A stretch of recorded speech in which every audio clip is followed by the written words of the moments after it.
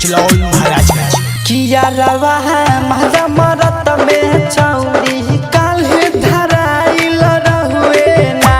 किया रवा महजा मरत में चौड़ी काल्हे धराइल रहुए ना।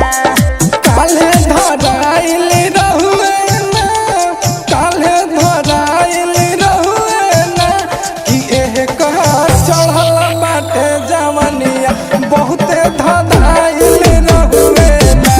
किया रवा मजा मरत में छौरी काल्हे धराइल रहुए ना, धराइल रहुए ना। डीजे काल्हे धराइल अरमान सिद्दीकी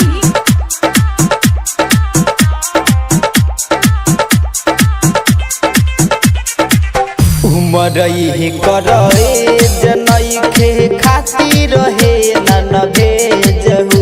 अरे खाते रहे नन भेजहु, खाते रहे नन भेजहु। कन्हवा पर टांग के छवड़ा लाइल रहुए बेग हो। अरे लाइल रहुए बेग हो, बेग हो। ई पकड़ाइल रहुए ना, की पकड़ाइल रहुए ना। कि एह कहर चढ़ल बाटे जवनिया बहुते धराइल रहुए ना।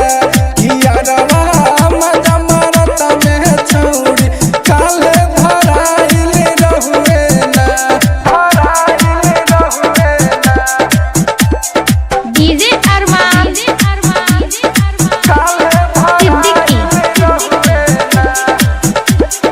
मेरवा मोहित रिकॉर्डिंग स्टूडियो निचलौल महाराजगंज, निचलौल महाराजगंज। नंदन यबिस के भाई यही करे खोली दिहले बोलहु। अरे खोली दिहले बोलहु, अरे खोली दिहले बोलहु। ईश्वर राजा कहे सबतिया खेल कइले अनमोल हो। अरे खेल कइले अनमोल हो, मोल हो। ई पकड़ाइल रहुए